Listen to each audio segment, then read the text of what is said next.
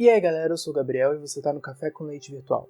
Hoje a gente vai estar inaugurando o nosso novo quadro, onde nós vamos poder falar um pouco mais sobre série, sobre filme, de forma mais aprofundada, e onde vai poder ter ou eu, ou a Polly, ou os dois. Então dessa vez você sou eu e eu vou estar falando sobre WandaVision. Roda a vinheta.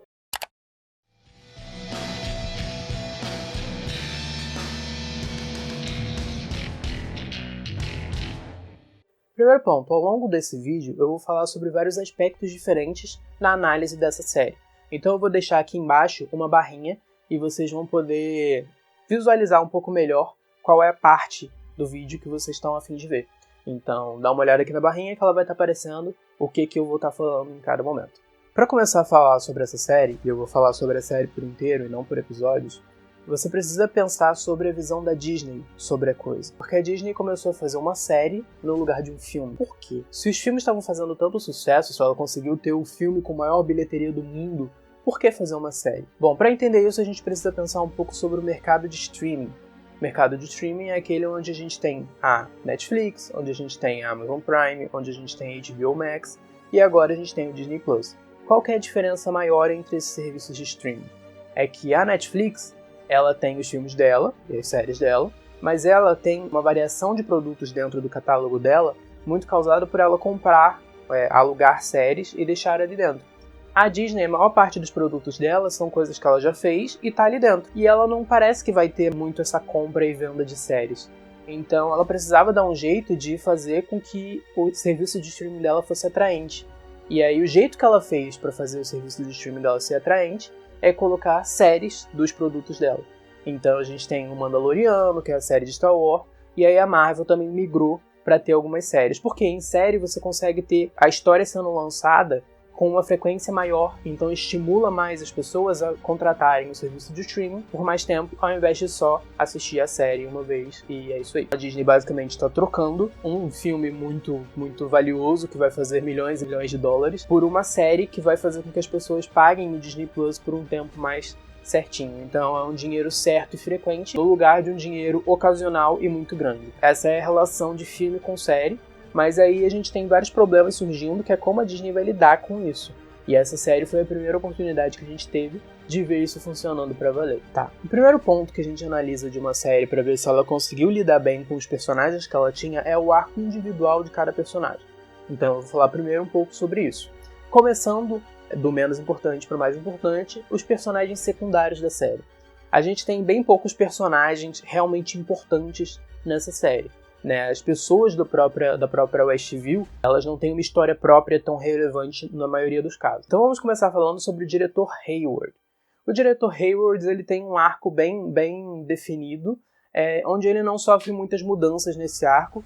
É mais um arco de vilão secundário ali, onde ele surge como um mocinho e aí vai se mostrando como mais vilão no meio do caminho. Nada muito complexo, nada muito aprofundado e nem era necessário que fosse. Além disso, a gente tem o personagem do FBI, o Jimmy Woo. Esse personagem ele já tinha aparecido anteriormente no universo Marvel, mas de uma forma muito menos relevante. Na verdade, o ator ele é muito carismático, né? A relação ali do núcleo da Darcy com ele, com a Mônica, foi bastante divertida, foi bastante cômica e interessante para esses personagens aparecerem mais futuramente. Provavelmente ele vai aparecer mais em Homem-Formiga e em Quantumania também. Ele foi um personagem que cresceu bastante narrativamente, né? E aí ele sai ali do início de só um oficial lidando com uma situação de algumas pessoas sumindo para um cara que tá indo contra uma organização inteira que é a Espada, né? O núcleo deles três vão contra uma organização inteira que é a Espada. Isso é bastante absurdo, assim, e torna ele um personagem bastante relevante, embora ele não tenha um aprofundamento muito grande e sirva mais como alívio cômico. Além disso, a gente tem a Darcy.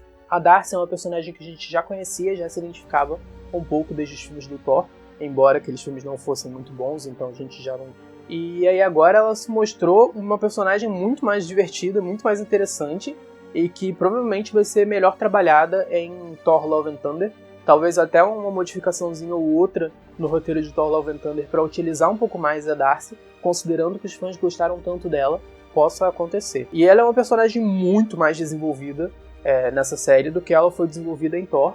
Talvez pelo tempo de tela, talvez por ela ter sido realmente um personagem narrativamente mais importante aqui do que lá. É um personagem que agora todo mundo ama.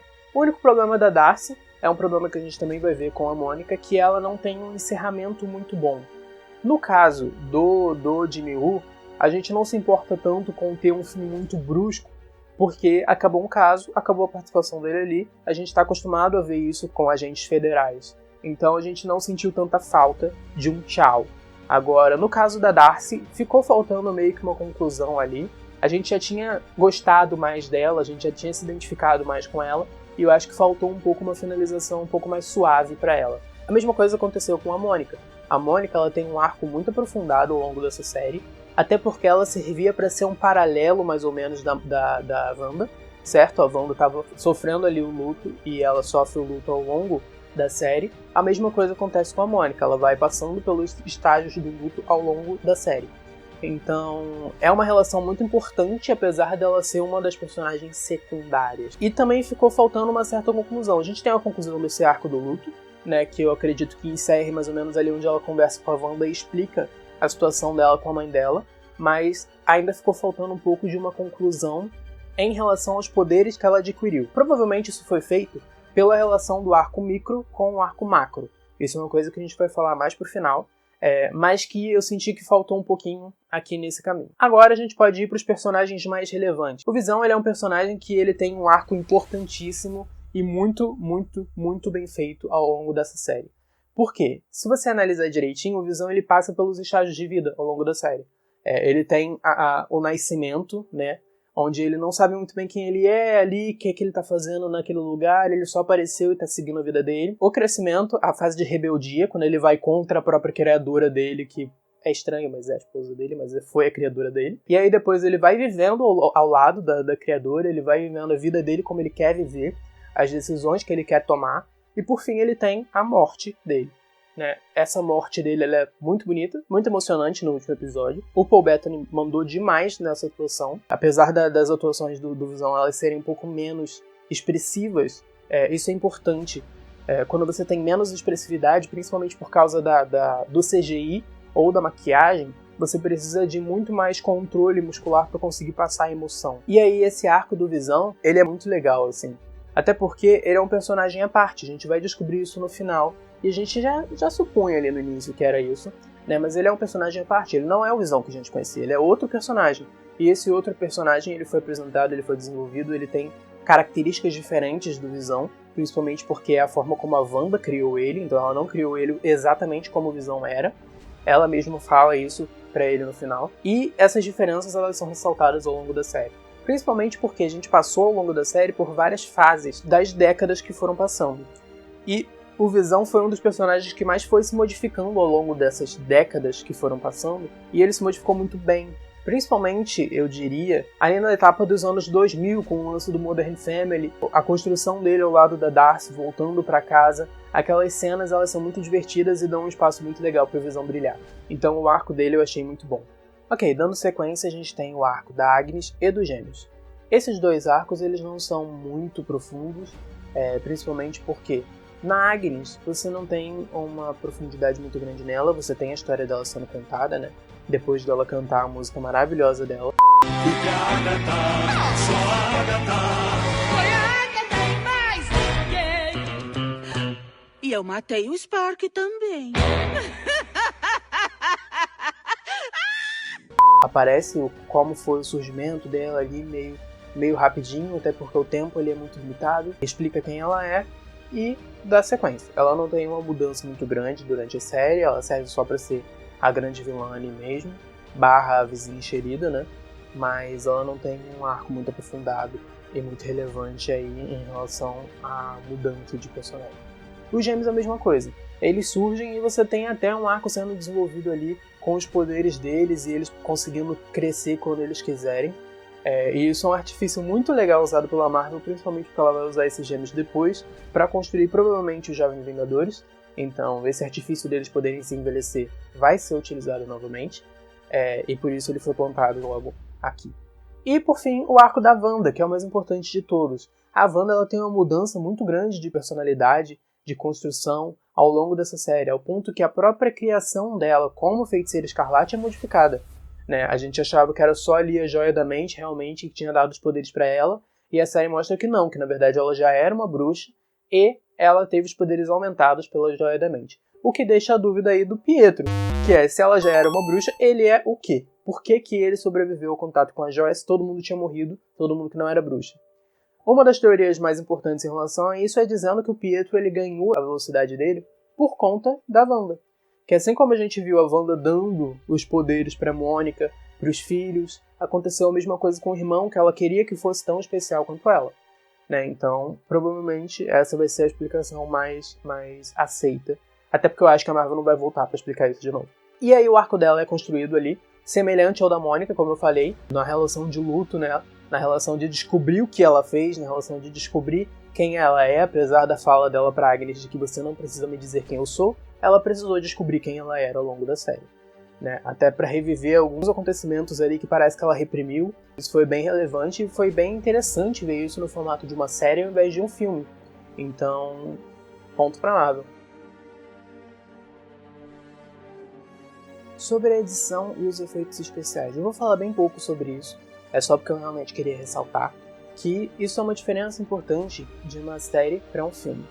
Primeiro, o tempo que você pode dedicar a cada coisa. Por quê? O custo de você produzir uma série com essa produção, ele é muito alto. Então você tem pouquíssimo tempo. Como a Marvel resolveu isso para aumentar o tempo, foi colocando as cenas de crédito, né, que são incrivelmente bem feitas. Os créditos eles são muito bonitos. E aí a Marvel usou esses 7 minutos, mais ou menos, por episódio, para dar uma aumentadinha, né, e conseguir formar um padrão de série. Ao mesmo tempo, por não ser um filme diretamente contado, você tem que trabalhar essa história de maneira diferente. A mesma coisa reflete na edição. Então cada episódio ele vai ter um arco próprio, ou uma história própria. E essa história ela tem um tempo muito reduzido, porque o tempo é muito importante nessas situações. Então você tem uma edição ali em relação ao tempo e ao ritmo da série que é importantíssima e muito difícil de fazer. Muitas críticas foram direcionadas a WandaVision por causa dos 2 episódios lentos que a gente tem no início. Mas assim como Vingadores Ultimato, esse início lento ele é muito importante para a construção da história, porque é a Wanda finalmente respirando fundo. É a Wanda finalmente se acalmando depois de toda a tragédia que aconteceu no final da Saga do Infinito. Né? Então, esse início lento, a gente até não deu uma travada no início, não gostou muito, mas quando a gente chega no final, onde vai acelerando cada vez mais a série, né? Bem ritmo de série mesmo isso, você começa lento e vai acelerando. Quando a gente chega no final, a gente descobre que a gente queria mais tempo naquele início, né? Que aquele início era divertido, era legal, era bom, e a gente não entendia muito isso, porque a gente não entendia a história inteira da Wanda. Então eu achei muito bonito isso, o início ser lento e causar crítica, e no final a série conseguir te construir um emocional ao ponto de te fazer querer que aquele início tivesse sido maior e que a Wanda tivesse aproveitado um pouco mais o ar que ela criou. E veja bem, a Wanda, ela estava fazendo merda durante esse período. E mesmo assim, a gente queria que aquele início fosse um pouquinho maior. Além disso, a gente precisa falar sobre os efeitos especiais que foram muito brilhantemente utilizados ao longo dos episódios. Por quê? Nem sempre você utilizar o efeito mais incrível e caro e atual do mercado é o ideal para a narrativa. A narrativa ela precisa ser o foco principal e não os efeitos. E a gente vê isso sendo utilizado na série. Por quê? Conforme a Wanda vai passando as décadas dentro do Rex, você vê os efeitos especiais utilizados na construção dos poderes deles dois sendo atualizados de acordo com cada década.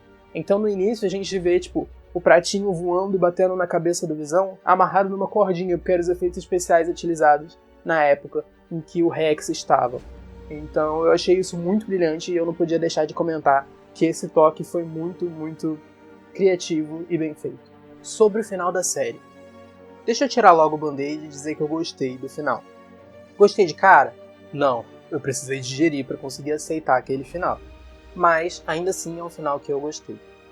Por que teve tanta problemática quanto a esse final? Por 2 motivos principais. O primeiro motivo é a mitologia da Wanda, a mitologia da feiticeira, durante os quadrinhos, ela é muito abrangente e ela foi o pivô de muitas histórias muito grandes, como a Dinastia N, ou o desaparecimento, quase extinção dos mutantes, ou até o próprio arco com o Mephisto e os filhos da Wanda. Só que esses arcos, em que os fãs nunca imaginaram que fossem ver no cinema, e daí a empolgação ao ver que podia ser que acontecesse, esses arcos eles são muito grandes e importantes para acontecer em uma série só. Então, obviamente, se a Disney fosse trabalhar eles, e provavelmente vai trabalhar ao lado do Mephisto, talvez não o Mephisto, mas algum demônio interdimensional, isso vai acontecer ao longo de uma fase, né? Então, você não pode achar que logo em WandaVision de cara, isso vai ser totalmente trabalhado. Não, isso provavelmente vai levar a fase inteira, né? Apesar da fase provavelmente ser mais curta do que o normal. Agora, em relação ao final que a gente teve, ele foi bem em fechar a maioria das histórias, a grande maioria dos arcos foi fechado de forma boa, né? De forma satisfatória e de forma útil. Essa é a estrelinha da história, de forma útil. O segundo motivo para os fãs terem tido problemática com esse final é que eles esperavam um final grandioso, um final apoteótico. E apesar da gente ter uma grandiosidade muito grande nas cenas finais da Wanda, os fãs sentiram um pouco de falta. Só que o lance todo dessa série é justamente o fato de que você não vai ter um vilão gigantesco para chegar batendo e destruindo as casas em Westview. Não, essa série ela não fala sobre isso, ela não fala sobre heróis contra vilões como já foi toda a primeira década da Marvel. Essa série ela fala sobre as pessoas não serem nem preto nem branco, elas serem cinzas. Você não tem uma vilã clara nessa série. Quem é a vilã da série? É a Agnes? É a Wanda? É o Visão? É o Hayward? Quem é o vilão? Não tem vilão nessa série. Tem pessoas interagindo. E por isso esse final precisou ser assim. É uma coisa que a maioria dos filmes recentes eles têm tentado fazer, mas não tem conseguido. Um exemplo disso é Mulher Maravilha. Mulher Maravilha é o primeiro, ele tenta fazer isso no final de não ter um grande vilão, de a própria humanidade ser meio cinza, meio sem bom nem mal, mas aí no final ela acaba desistindo e colocando Ares ali. Isso foi o que aconteceu em WandaVision. A gente não tem um vilão gigantesco. E aí vem o fator que a maioria das pessoas tá falando e que eu discordo completamente. A Agnes não é uma vilã. Muitos fãs reclamaram disso, inclusive, porque a Agatha Harkness nos quadrinhos, ela nunca foi vilanesca. Ela sempre foi uma personagem que faz as coisas que ela quer, né? Mas as coisas que ela quer sempre foram pro bem, por assim dizer. Tanto que ela foi a mentora da Wanda. A Wanda mata a Agatha Harkness. E mesmo assim, a Agatha volta como um espírito e continua ajudando a Wanda. Então os fãs ficaram muito tipo... Pô, mano, transformaram um personagem que era do bem em um personagem que é do mal. Só que não é. Olha a visão através dos olhos da Agatha. A série ela foi construída pra gente ver através dos olhos da Wanda. Olha através dos olhos da Agatha. Ela é uma feiticeira muito velha, muito antiga e tem muito conhecimento. Então ela viu que uma bruxa extremamente poderosa, parênteses, que ela viu no livro de magia que ela tem, que está destinada a destruir o mundo, parênteses de novo, livro esse que é, de acordo com a mitologia dele, capaz de conduzir o usuário da forma que ele quiser. Ele manipula, ele vai quebrando um pouco o usuário, pouco a pouco, até ele controlar esse usuário. Fecha dos parênteses. Ela viu nesse livro que a feiticeira está destinada a destruir o mundo, né? Então ela vai lá e vai investigar um pouco melhor.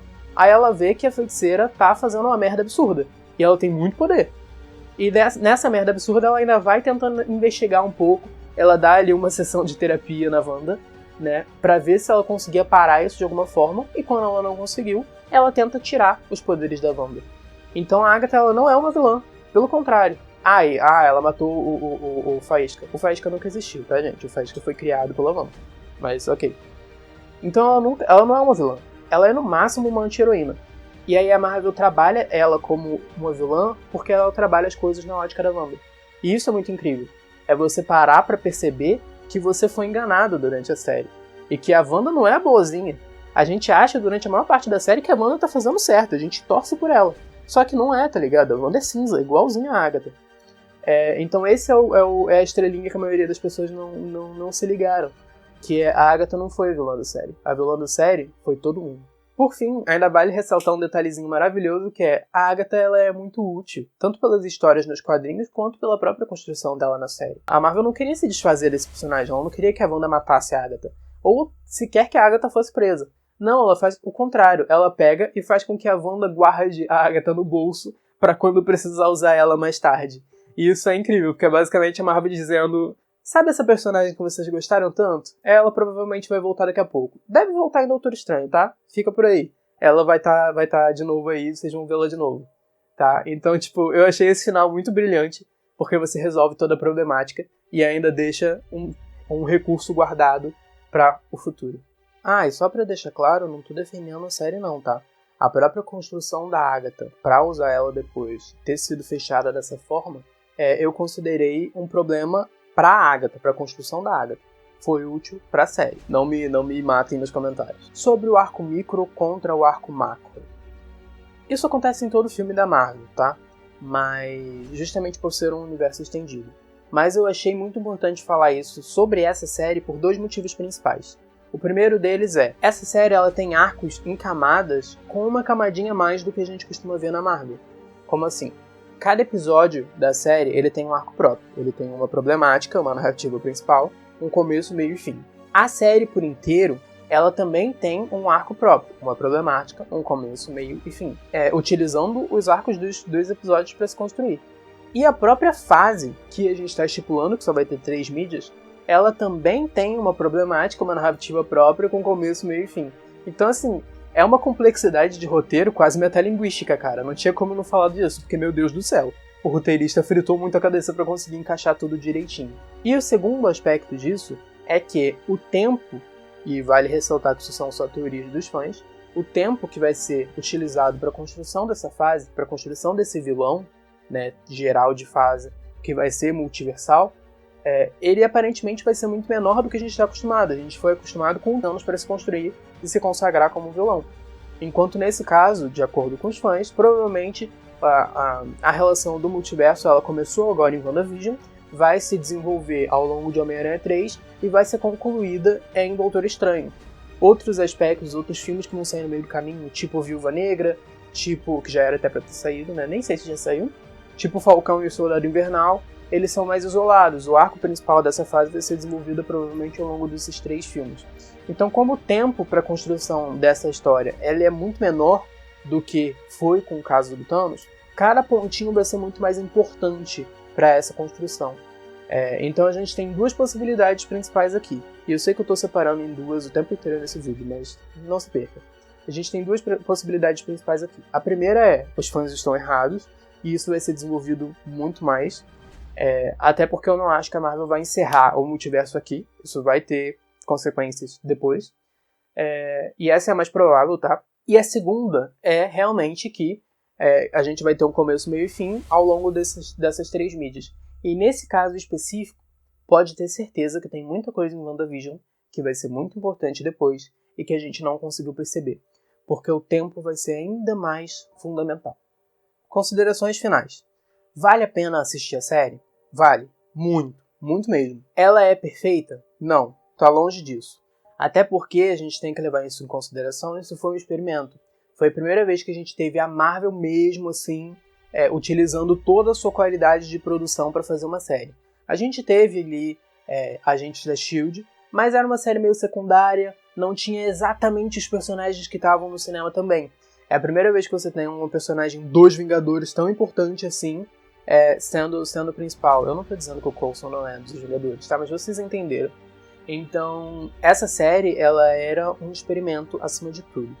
Então eu entendo a Disney não ter se arriscado tanto ao longo da produção dessa série, né? Eu entendo ela não ter metido um demônio interdimensional de cara assim na série, né? Ou o extermínio de uma raça inteira, ou a criação dos X-Men, ou colocado realmente o Evan Peters como o Mercúrio da Fox. Dá pra entender, porque a própria série WandaVision ela era arriscada e eles não sabiam como o mercado ia se comportar, como os fãs iam se comportar, qual ia ser a opinião da crítica, ela não sabia nada.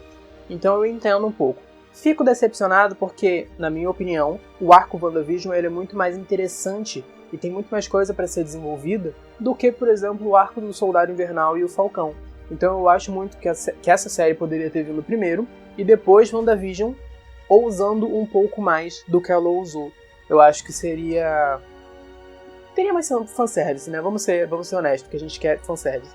Eu acho que teria um pouco mais de fanservice e seria mais divertido. A série ela tem problemas, sim, ela tem, mas eu foquei muito mais no quão divertido foi e no quanto ela envolveu as pessoas que estavam assistindo. Todo dia que saía episódio eu tava lá no primeiro lugar no Trending Topic, tinha muita gente acompanhando a série, foi a série mais vista no período que ela foi feita, então foi um sucesso absurdo da Disney e vale muito a pena ver, seja pela série que é muito boa, seja pela construção de arco da Marvel, que vai ser importante essa história, seja pela importância na indústria da mídia que essa série vai ter. Porque assim como a Marvel revolucionou antes, criando tantos filmes interligados, ela tá revolucionando agora de novo, criando uma série interligada com o filme.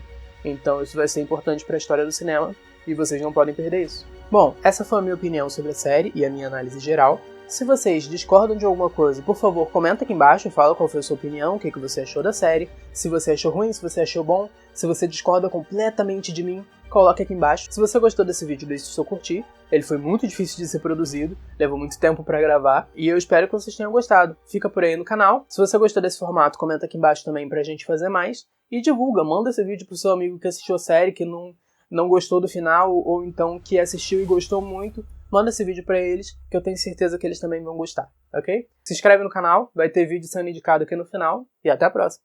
Tchau! E você, Polly, o que você achou da série? Ah, eu gostei. Maravilhoso.